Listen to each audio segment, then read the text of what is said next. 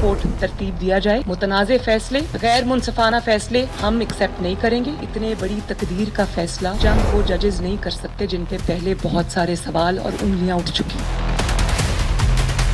Level playing field नहीं मिलेगी तो ये निज़ाम हमें मंजूर नहीं है, तो ये निज़ाम हमें मंजूर नहीं है।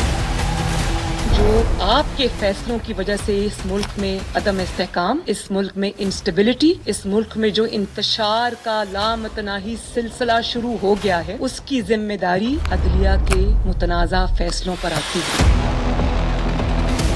उससे आप मुबर्रा नहीं हो सकते। मुल्क संभलने में नहीं आ रहा, दुनिया आपसे नाराज बैठी। वो उन 4 सालों की कारस्तानी और उसके पीछे अदलिया का बहुत बड़ा हाथ है, उनके जो फैसले आए।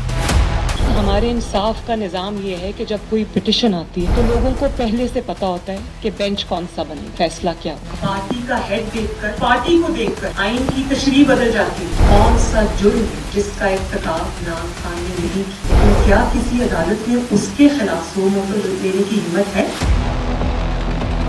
कि जब से अंपायर्स हटे हैं तब से धड़ाम से मुंह के बल जमीन पर गिरा है। कोई भी सपोर्ट के बगैर नहीं है। कोई भी इंसाफ देने वाला जज होगा वो इमरान खान को खटकेगा। न्यूट्रल एस्टैब्लिशमेंट होगी तो इमरान खान को खटकेगी। न्यूट्रल ECP होगी तो इमरान खान को खटकेगी। नवाज शरीफ साहब तो वो आके सीधा जेल क्यों जाए? अब वो मुल्क वापस आएंगे इंशाल्लाह, लेकिन हम उनको जेल नहीं जाने देंगे, ये हमें मंजूर नहीं।